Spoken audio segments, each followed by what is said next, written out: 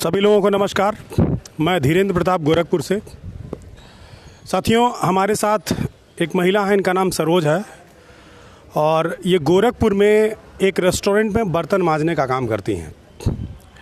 3 महीने की इनकी पगार बाकी है, इनके सेठ ने पैसा नहीं दिया है। कोरोना महामारी चल रही है और लॉकडाउन है, इनको और कोई काम मिल नहीं रहा है। ये भूखे मरने के लिए मजबूर हैं।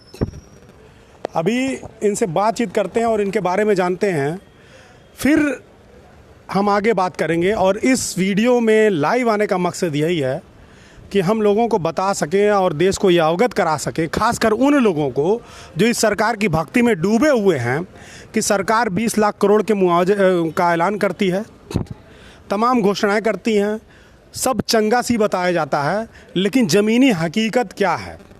सरकार ने ऐसा कोई गाइडलाइन क्यों नहीं जारी किया है कि जो इस तरह के काम करने वाले लोग हैं, जो मजदूर हैं, उनके पास पैसा कहाँ से आएगा, उनकी जीविका कैसे चलेगी। ये जो शहरों में पुल के नीचे झुग्गी झोपड़ियों में रहने वाले लोग हैं, इनका पेट कैसे भरेगा। तो आइए हम बात करते हैं खुद इस महिला से जो इस चीज़ को झेल रही हैं। क्या नाम है आपका? मेरा नाम सरोज। बर्तन मांजते पेंटर रूम में, हमारे 3 पेंटर रूम में। पेंटालूम में? हाँ, 3 महीना जैसे 3 महीना हो गया, पैसा नहीं मिला है। गोरखपुर में एक पेंटालून मॉल है और उसमें एक रेस्टोरेंट है। वो रेस्टोरेंट का नाम जानती हैं आप? उसका नाम, उनका नाम नहीं मालूम है, लेकिन उसमें एक रेस्टोरेंट आप जहाँ पर ये बर्तन मांजने का काम करती हैं, बताइए। मालिक का नाम बता दे रहे हैं। उनका हर्ष नाम है। अब पेंटर रूम में काम करते हैं हम। अरे ये क्या नाम है? आराम से बात करो, घबराओ नहीं। अरे नाटेज के बगल में नहीं, नाटेज जैसे मॉल नहीं है, पेंटर रूम, उसी में काम करते हैं ऊपर होटल में। अब मालिक का नाम हर्ष नाम है। 3 महीना पैसा नहीं मिला है। पैसा किस महीने का नहीं मिला है? मतलब उधर से नहीं मिला, जब चालू हुआ है कोरोना, तभी से नहीं मिला पैसा। बस 2000 दिया, 14000 बाकी था हमारा, 12000 बाकी है।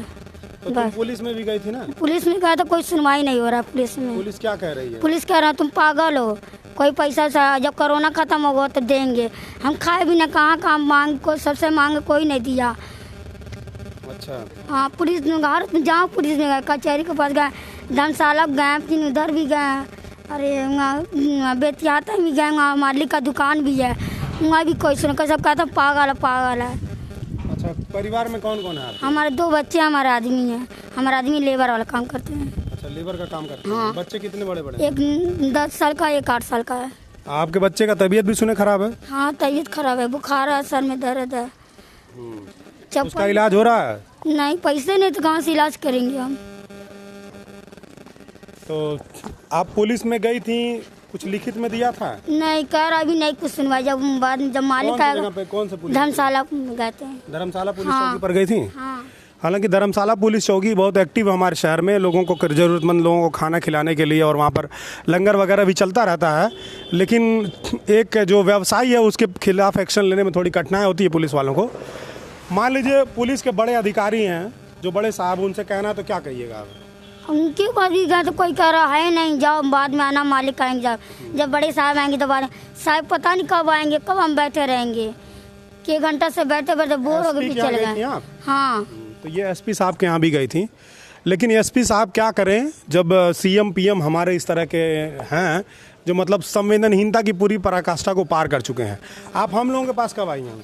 हम तो आए अभी, आज भी आए, तो उस दिन भी आए थे। आप लोग को मदद हम लोग को कर रहे हैं। आप लोग जितना आपके पास ना मदद कर रहे हैं, आप लोग कितना मदद करेंगे, जितना वो ना कर। तो ये हमारे पास दूसरी बार आई हैं और इनको हम लोग राशन दिए हैं। कौन जी राशन ले आइए। तो राशन आज भी इनको दिया जा रहा है, लेकिन ये समस्या का समाधान नहीं है। जो हम राशन दे रहे हैं, इससे हम लोग कितने लोगों का मदद कर देंगे। यहाँ कम्युनिटी किचन चल रहा है हम लोगों का, रोज़ हम लोग 400 से 500 लोगों को खाना खिला रहे हैं, लेकिन इससे समस्या का समाधान नहीं होगा। जब तक सरकारें अपने स्तर पर जो ज़रूरतमंद लोग हैं उनके लिए कोई एक्शन नहीं लेंगी, ज़मीनी एक्शन नहीं लेंगी, तब तक काम नहीं हो पाएगा। यही सरकार है 68 मीट्रिक टन दाल बढ़ गया कहती है, और उसके बाद योगी आदित्यनाथ जी, जो हमारे मुख्यमंत्री, जिनका ये शहर है, इसी शहर से वो 25 साल तक सांसद भी रहे हैं, उनका कहना है कि आधार कार्ड रखने वाले हर व्यक्ति को हम राशन दे रहे हैं। आधार कार्ड है तुम्हारे पास? हाँ, आधार कार्ड है। उस पर राशन मिला कभी? नहीं। तो ये हकीकत है, आप किसी से भी पूछिएगा तो केवल हर मोहल्ले में 2-4 लोगों को राशन बांट करके अब खाना पूर्ति करके लिस्ट बना दी गई है कि हाँ सबको राशन मिल रहा है। लेकिन आप सोचिए इस कोरोना महामारी में हो क्या रहा है। कोरोना महामारी में जितने भी सरकारी तंत्र हैं वो कोरोना का बहाना बना करके भ्रष्टाचार का जितना भी कांड कर सकते हैं कर रहे हैं।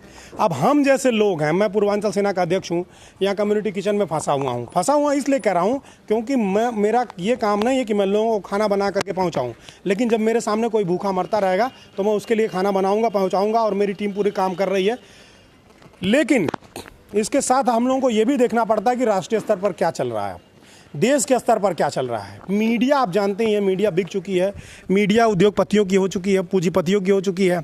मीडिया अपने हिसाब से तय करती है कि सरकार को किस तरफ जाना है, जनता के लिए क्या सही हो सकता है, देश के लिए क्या सही हो सकता है, संविधान के लिए क्या सही हो सकता है, उस पर मीडिया बात नहीं कर रही है। तो राष्ट्रीय मुद्दे भी हैं जिन पर विरोध प्रदर्शन करना हम लोगों को पड़ता है, और लोकल मुद्दे भी हैं और आम आदमी के भी मुद्दे हैं। लोकल मुद्दा आपको बता दें कि शहर में हमारे एकमात्र मैदान है टाउन हॉल, जिसको लेकर के मैं लाइव आया था। वहाँ पर ज़बरदस्ती जिला प्रशासन जो है पार्किंग बना रहा है। किस लिए? पूरे शहर के काम आता हो मैदान, लेकिन केवल कुछ उद्योगपतियों के लिए, एक होटल के मालिक के लिए और एक दवा व्यवसायियों के लिए उस पूरे सरकारी ज़मीन को निजी पार्किंग बनाया जा रहा है।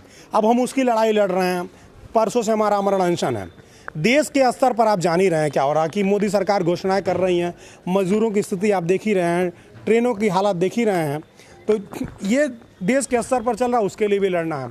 और फिर इस तरह की समस्याएं, मतलब सरकार ने इतनी मुसीबतें डाल दी हैं देश में कि आम आदमी, वो कहते हैं ना कि जीने को ही विकास समझ ले, जिंदा रहने को ही विकास समझ ले।